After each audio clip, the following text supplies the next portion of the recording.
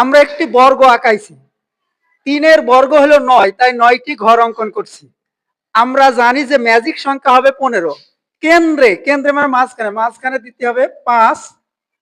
চতুর্দিকে জোড় সংখ্যা 2 দিলাম, জোড় সংখ্যা 4 দিলাম, জোড় সংখ্যা 6 দিলাম, জোড় সংখ্যা 8 দিলাম, ক্রমিক জোড় সংখ্যা দিলাম। এবার আমাদের কাজ হলো 2 আর 6, 2 আর 6 যোগ করলে 8, 15 থেকে 8 বাদ দিলে 7। 2 আর 4 যোগ করলে হয় 6, 15 থেকে 6 বাদ দিলে হয় 9। 9 আর 5 14, 15 থেকে 14 বাদ দিলে হয় 1। 8 আর 4 যোগ করলে হয় 12, 15 থেকে 12 বাদ দিলে হয় 3। এটাই হলো 3 ক্রমের ম্যাজিক বর্গ অঙ্কন। ম্যাজিক বর্গ গঠন: 4-এর বর্গ হলো 16, ম্যাজিক সংখ্যা 34। এখন 16টি ঘর করছি, ক্রমিক সংখ্যা লাগছে 1 2 3 4 5 6 7 8 9 10 11 12 13 14 15 16। এগুলো আমরা পেন্সিল দিয়ে লিখে নেব। এখন একের জায়গায় এই 16 বসাইব, 16, আর 16 জায়গায় বসাইব 1।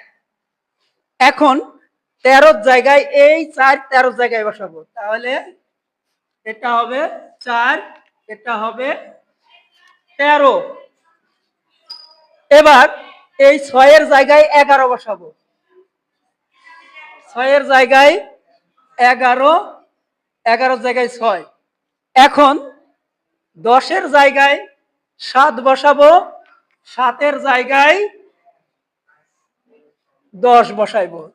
এটাই হলো 4 ক্রমের ম্যাজিক সংখ্যা।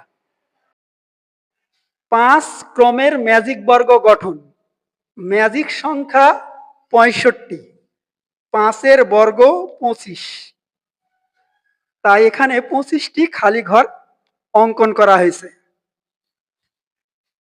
এখন আমরা বসাবো 1 2 খালি ঘর, 1 2 খালি ঘর, তাহলে মাঝখানে 1 দিলাম।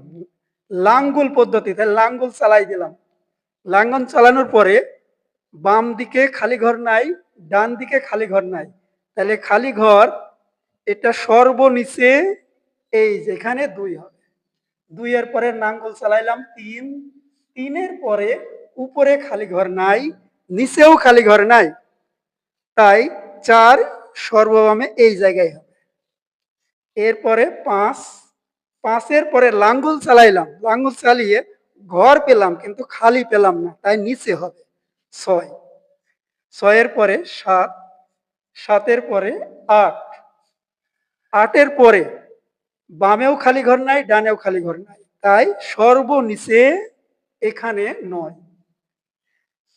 9-এর পরে উপরেও খালি ঘর পেলাম না, নিচেও খালি ঘর পেলাম না, তাহলে 10 হবে এই যে সর্ববামে এখানে।